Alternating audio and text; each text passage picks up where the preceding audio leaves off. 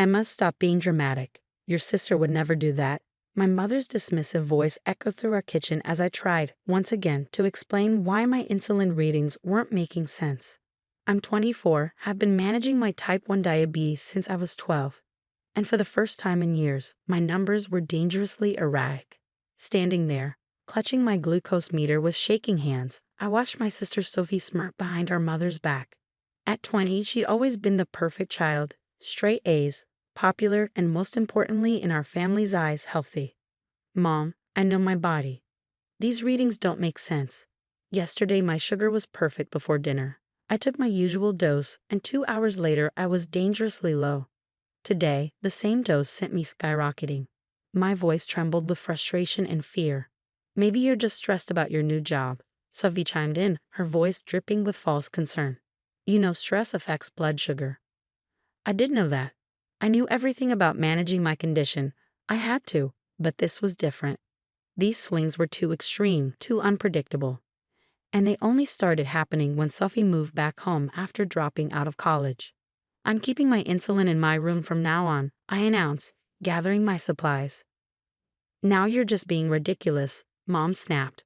What's next? Accusing your sister of trying to poison you? She's your family. Family. The word felt hollow. Family was supposed to protect you, not gaslight you about your own medical condition.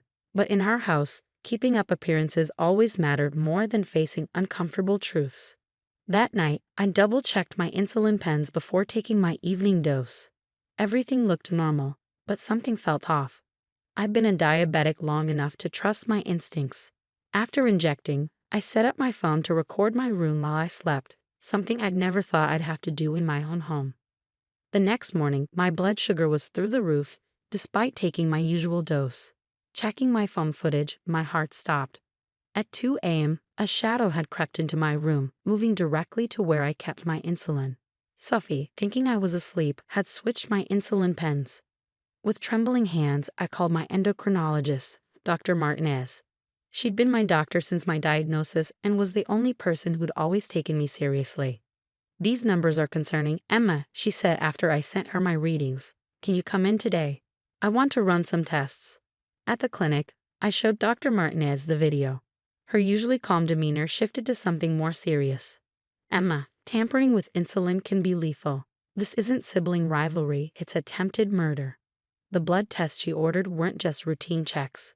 She was looking for evidence of insulin manipulation, dilution, contamination, anything that could explain my erratic readings. Keep detailed records of everything, she advised. And Emma, don't take any insulin you haven't personally obtained from the pharmacy. I'm calling one in right now. Pick it up yourself. When I got home, Sophie was in the kitchen with Mom, both laughing over some social media post. The scene looked so normal, so deceivingly peaceful. How could they not see what was happening? How was your appointment? Mom asked casually. Fine, I replied, gripping my new insulin pens tightly. Just routine. Sophie's eyes flickered to the pharmacy bag in my hand, something dark passing across her face. Still convinced someone's messing with your medicine? She asked sweetly. Before I could respond, my phone buzzed. Dr. Martinez's office. The preliminary results were in, and they needed me to come back immediately. Something showed up in the tests, something that couldn't be explained by normal diabetes management. Actually, I said, meeting Sophie's gaze steadily, we're about to find out exactly what's been happening to my insulin. Dr. Martinez ran some interesting tests today. The color drained from Sophie's face, and for the first time, I saw real fear in her eyes. Mom, oblivious as ever, just sighed. Emma, enough with the accusations. Your sister loves you. I grabbed my keys, my hand steady for the first time in weeks. We'll see about that, Mom. We'll see exactly how much she loves me when the lab results come back. As I drove to the clinic, my phone exploded with texts from Sophie. It was just a joke. You're overreacting. Please don't do this to me. But I didn't respond. After weeks of gaslighting and fear, of being told I was paranoid and dramatic, justice was finally within reach. Dr. Martinez had proof, real medical evidence that couldn't be dismissed as sibling rivalry or stress. My sister had messed with the wrong thing. She might have fooled our parents, but she couldn't fool science. And now, everything was about to change. The clinic's fluorescent lights felt harsh as I sat in Dr. Martinez's office, staring at the lab results spread across her desk. Each page told a story more horrifying than the last. The analysis shows significant tampering, Dr. Martinez explained, her voice professional but edged with concern. We found traces of water dilution in some samples, and more disturbing, household cleaning products in others. Emma, this wasn't just manipulation. This was deliberate poisoning. My hands trembled as I picked up one of the reports. The clinical language couldn't mask the truth. My sister had been systematically trying to harm me. I've already contacted the police, Dr. Martinez continued. This is a criminal matter now. Detective Anderson will be here shortly to take your statement. As if on cue, my phone started ringing. Mom. I declined the call, but the text started immediately. Emma, come home right now. Sophia's crying. How could you involve the police? She says it wasn't that serious. You're tearing this family apart. Dr. Martinez noticed my distress. Your mother's reaction is unfortunately common in these situations. Families often want to minimize or deny abuse, especially when it comes from within. They never believed me, I whispered, fighting back tears. Every time I tried to tell them something was wrong, they made me feel crazy. The detective arrived shortly after, a stern-looking woman with kind eyes. She reviewed the medical evidence while I recounted everything: the erratic blood sugar readings, the video footage, Sophie's suspicious behavior, and our parents' dismissal of my concerns. This is serious, Detective Anderson stated. Insulin tampering can be lethal. We'll need to bring your sister in for questioning immediately. Just then, my phone buzzed with a text from Sophie that made my blood run cold. If you do this, I'll tell them about the accident last year. The accident. My stomach churned as I remembered. Last year, Sophie had been driving drunk and hit a parked car. I'd helped her cover it up, convinced by her tears and promises to get help. Now she was using it against me. I showed the text to Detective Anderson. Classic manipulation tactic, she noted. She's trying to maintain control. But Emma, whatever happened last year doesn't justify attempted murder. By the time I left the clinic, multiple officers were headed to our house with a warrant. Dr. Martinez had admitted me to the hospital for monitoring, concerned about potential lasting effects from the tampering. You'll be safe here, she assured me, and we'll monitor your blood sugar properly. In my hospital room, the text from my parents continued. Dad, this is ridiculous. We raised you better than this. Mom, the police are here. How could you do this to your sister? Sophie, I hate you. You've ruined everything. I turned off my phone, exhausted by their collective denial. The hospital staff had strict instructions: no visitors without my explicit approval. For the first time in weeks, I felt safe. Hours later, Detective Anderson visited with an update. Sophie had been arrested, and the evidence they found in her room was damning. She kept detailed notes about her tampering, almost like a scientific experiment. They also found research on her computer about insulin overdoses and their effects. She's facing serious charges, the detective explained.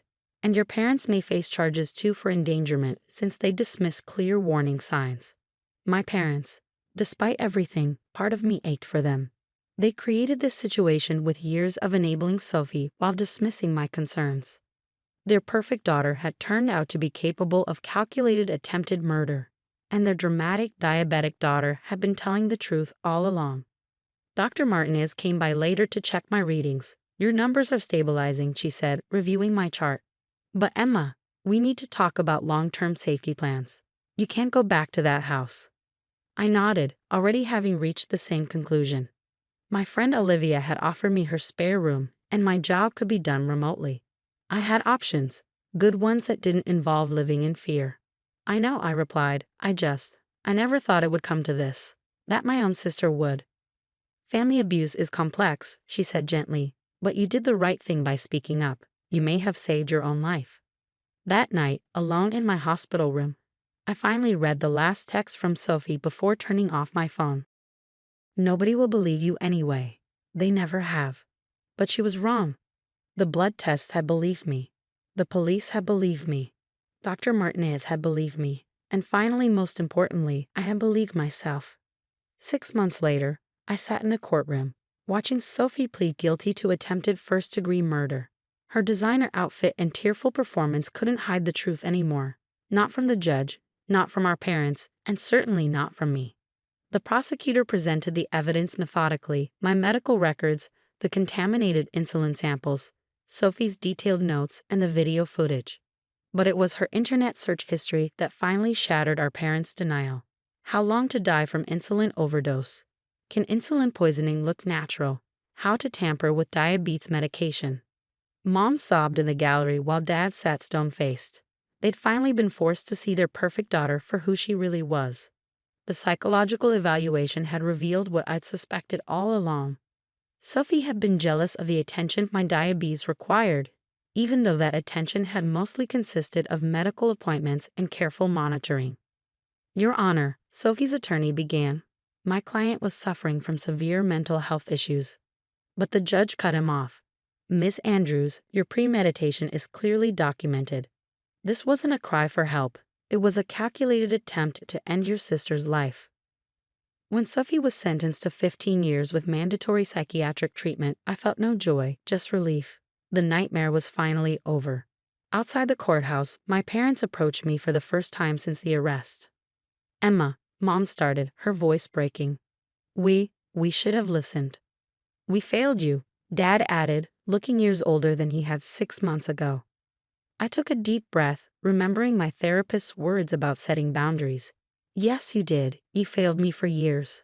Every time you dismissed my concerns, every time you called me dramatic, you showed me that my safety meant nothing compared to keeping up appearances. We can change, Mom pleaded. We're in counseling now. Please give us another chance. I looked at them, really looked at them. They seemed smaller somehow. Their perfect family facade crumbled to dust. Maybe someday, I said finally, but right now, I need space to heal. My new life was everything I'd never dared to hope for. Living with Olivia had shown me what real support looked like. My blood sugar stabilized, and Dr. Martinez praised my improved numbers at every checkup. You're thriving, she said during my latest appointment. I'm proud of you, Emma. I'd started a support group for survivors of family medical abuse, surprised to find how many others had similar stories. We met weekly, sharing our experiences and healing together. Some days were harder than others, but I was no longer alone. The letter arrived 3 months after the sentencing. Sophie's handwriting was as perfect as ever. Dear Emma, I'm working with my therapist to understand why I did what I did. They say I have severe narcissistic tendencies and sociopathic behaviors. I always hated how your diabetes made you special. I wanted you gone. I'm not asking for forgiveness. I don't deserve it, but I am sorry. Sophie. I showed the letter to my therapist, who helped me process my complicated feelings about it. You don't owe her a response, she reminded me. Your healing doesn't require her participation. She was right. I filed the letter away and focused on my future. My blog about diabetes management had gained a following, and I've been invited to speak at medical conferences about patient advocacy. My story was helping others find their voice. Last week, I moved into my own apartment. As I arranged my insulin supplies in their designated spot, I realized I no longer checked for tampering or set up cameras. The fear had finally lifted. My phone buzzed. A text from Olivia. Housewarming party this weekend. The whole support group wants to celebrate. I smiled, typing back a quick yes. Before, family had meant people who hurt you and called it love. Now I had a chosen family who supported and believed me. That evening, I sat on my new balcony, watching the sunset. My glucose monitor showed perfect numbers, and for the first time in years, I felt completely at peace. The truth had cost me my birth family, but it had given me something far more valuable: freedom. Dr. Martinez's words from the trial echoed in my mind. Sometimes the bravest thing we can do is speak our truth, even when those who should believe us don't. I learned that truth might hurt, but secrets could kill. My sister had tried to silence me permanently, but instead, she'd helped me find my voice. And now that voice was stronger than ever. Setting boundaries isn't betrayal, and speaking up isn't dramatic. Sometimes it's the only way to stay alive. I survived not just Sophie's attempts to kill me, but years of gaslighting and dismissal. Now finally, I was doing more than surviving. I was living. And for the first time in my life, I didn't need anyone else to validate my truth. I knew who I was, what I'd survived, and where I was going. That was more than enough.